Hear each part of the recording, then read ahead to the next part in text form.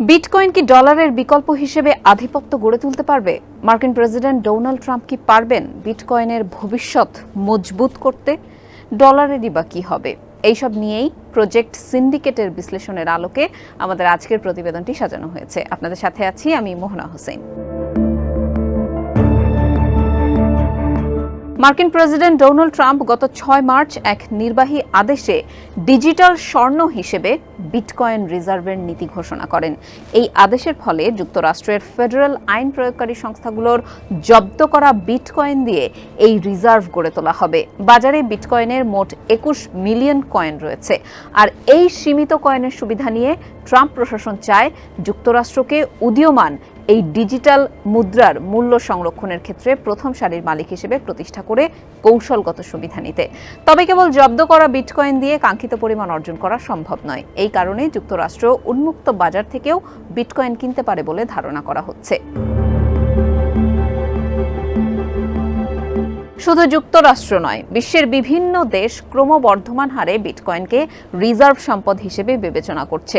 ব্রাজিলের কংগ্রেসম্যান ইরোস বিয়ন্দিনি একটি প্রস্তাব উত্থাপন করেছেন, যাতে কেন্দ্রীয় ব্যাংককে বিটকয়েন সংগ্রহে বাধ্য করা হয় এবং যতক্ষণ না সংগৃহীত বিটকয়েনের মূল্য দেশের মোট রিজার্ভের ৫% হয়, ততক্ষণ কয়েন সংগ্রহ চলতেই থাকবে। একই সময়ে ভুটান বিশ্বের অন্যতম বৃহৎ বিটকয়েনের সংগ্রাহক হয়ে উঠেছে। দেশটির গেলেফু মাইন্ডফুলনেস সিটি এই ক্রিপ্টোকারেন্সিকে কৌশলগত রিজার্ভ হিসেবে সংরক্ষণ করছে। এল সালভাদোরের প্রেসিডেন্ট নাইব বুকেলে কৌশলগত রিজার্ভ হিসেবে বিটকয়েন কেনা অব্যাহত রেখেছেন। আর হংকংয়ে আইন প্রণেতারা নগর রাষ্ট্রটির সরকারি রিজার্ভে বিটকয়েন যুক্ত করার প্রস্তাব উত্থাপন করেছেন। বাজারে চাউর আছে, চীন গোপনে বিটকয়েন রিজার্ভ গড়ছে। সম্প্রতি সুইজারল্যান্ডেও এক জনপ্রিয় উদ্যোগ গৃহীত হয়েছে। এই উদ্যোগ সুইস ন্যাশনাল ব্যাংককে তাদের রিজার্ভে বিটকয়েন অন্তর্ভুক্ত করার ব্যাপারে বাধ্যবাধকতা আরোপের চেষ্টা করেছে। তবে সুইজারল্যান্ডের প্রেসিডেন্ট মার্টিন শ্লেগেল বিটকয়েনের উচ্চ মূল্য, অস্থিরতা, তারল্য ও নিরাপত্তা সংক্রান্ত ঝুঁকির কথা উল্লেখ করে এই প্রস্তাব প্রত্যাখ্যান করেছেন।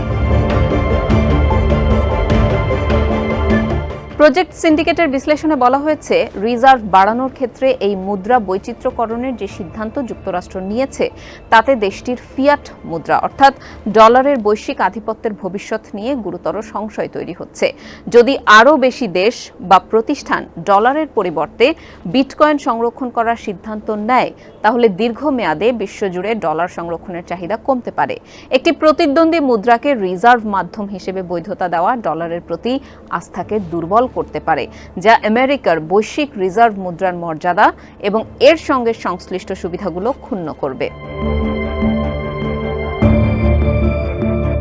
আন্তর্জাতিক বাজারে ডলারের শক্তিশালী চাহিদা না থাকলে যুক্তরাষ্ট্র তার অতিরিক্ত সুবিধা মানে স্বল্প সুদে ঋণ গ্রহণ ও মুদ্রা ছাপানোর ক্ষমতা হারানোর ঝুঁকিতে পড়বে।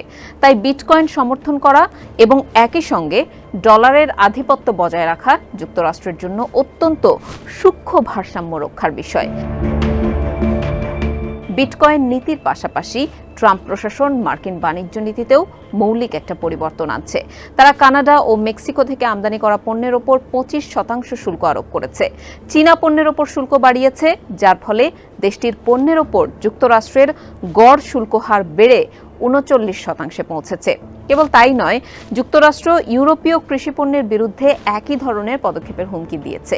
এইসব নীতি এরই মধ্যে বাজারে অস্থিরতা সৃষ্টি করেছে। শুল্ক আরোপের হুমকির পর কার্যকর করা নিয়ে বারবার বিলম্ব ও পরিবর্তনের কারণে সংকট আরও প্রকট হয়েছে। এর ফলে প্রতিকার বলা ভালো, প্রতিশোধমূলক ব্যবস্থাও নেওয়া হয়েছে অন্য দেশগুলোর তরফ থেকে। কানাডা ও মেক্সিকো যুক্তরাষ্ট্রের সঙ্গে বাণিজ্যের ওপর ব্যাপকভাবে নির্ভরশীল হওয়ায় মার্কিন শুল্ক দেশ দুটির রপ্তানির পরিমাণ ও ডলারের প্রবাহ কমিয়ে দিয়েছে, যার ফলে তাদের মুদ্রা দুর্বল হয়েছে। বিপরীতে চীনের রপ্তানি খাত অধিক বৈচিত্র্যময় এবং তাদের নিয়ন্ত্রিত মুদ্রানীতি শুল্কের প্রভাব মোকাবেলা করতে ও চীনা মুদ্রা রেনমিনবি তথা ইউয়ানের মান ধরে রাখতে সক্ষম। এছাড়া যুক্তরাষ্ট্র চীনের কাছ থেকে বিপুল পরিমাণ কাঁচামাল আমদানি করায় শুল্কের ফলে উৎপাদন ব্যয় বেড়ে যাবে, যা শেষ পর্যন্ত যুক্তরাষ্ট্রের ভোক্তা পর্যায়ে পণ্যের দাম বাড়াবে এবং মুদ্রাস্ফীতি বাড়িয়ে দেবে। একই সঙ্গে ডলারের আকর্ষণও হ্রাস করবে।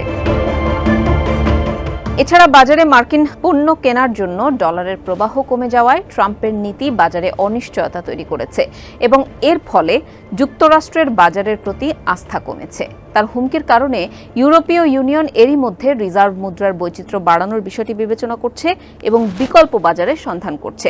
ডলারের মাধ্যমে সম্পদ ধরে রাখার প্রবণতা কমে যাওয়ায় ডলারের মান দুর্বল হতে শুরু করেছে। বিভিন্ন দেশ সাধারণত ডলার ছাড়াও ইউরো, জাপানি ইয়েন, ব্রিটিশ পাউন্ড স্টার্লিং বা সোনার মতো একাধিক রিজার্ভ সম্পদ ধরে রাখে। তবে বিটকয়েনের অনন্য বিকেন্দ্রীকৃত কাঠামো এবং সীমিত সরবরাহ একে এইসব প্রচলিত সম্পদের তুলনায় সম্পূর্ণ আলাদা করে তুলেছে। যুক্তরাষ্ট্র যদি আনুষ্ঠানিকভাবে এটিকে সমর্থন করে তাহলে দেশটি অনিচ্ছাকৃতভাবেই বৈশ্বিক রিজার্ভ হিসেবে ডলার থেকে দূরে সরে যাওয়ার প্রবণতাকে ত্বরান্বিত করতে পারে।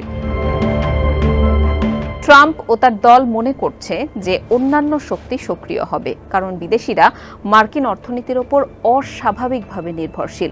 তাদের ধারণা প্রতিযোগিতায় টিকে থাকতে বিদেশি উৎপাদকেরা কম দামে পণ্য বিক্রি করতে বাধ্য হবে অথবা মার্কিন শুল্কের প্রভাব সামলাতে বিদেশি মুদ্রার মান পড়ে যাবে। ফলে এই বোঝা আমেরিকান ভোক্তা ও উৎপাদকদের পরিবর্তে বিদেশিদের ওপর চাপবে।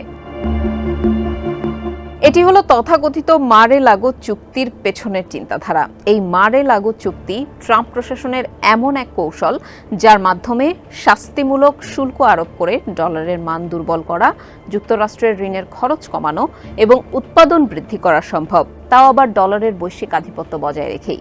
প্লাজা চুক্তি বা লুভার চুক্তির মতো চুক্তিতে প্রধান অর্থনীতির দেশগুলো একে অপরের মুদ্রার ওপর বিনিময় হারের সমন্বয় করার জন্য সম্মত হয়েছিল, কিন্তু যুক্তরাষ্ট্র এখন তার প্রধান বাণিজ্যিক অংশীদার এবং বিদেশি কেন্দ্রীয় ব্যাংকগুলোকে ডলারের বিপরীতে তাদের মুদ্রার মান দুর্বল করতে বাধ্য করছে, যা শেষ পর্যন্ত যুক্তরাষ্ট্রের অর্থনৈতিক স্বার্থকেই সুবিধা দিচ্ছে। তবে যদি এই অর্থনৈতিক অংশীদারেরা সহযোগিতা করতে অস্বীকার করে তাহলে এই পরিকল্পনা ভেস্তে যেতে পারে এবং চুক্তির সব লক্ষ্যই বিঘ্নিত হতে পারে। তবে মারে লাগো চুক্তি এবং বিটকয়েনকে রিজার্ভ মুদ্রা হিসেবে গ্রহণের কারণে এই চিন্তা ও প্রক্রিয়া বিপর্যস্ত হতে পারে। প্রকৃতপক্ষে বিকল্প রিজার্ভ অ্যাসেট বা সম্পদের সমর্থন ডলারের আধিপত্যের বিরুদ্ধে চ্যালেঞ্জের পথ খুলে দেবে।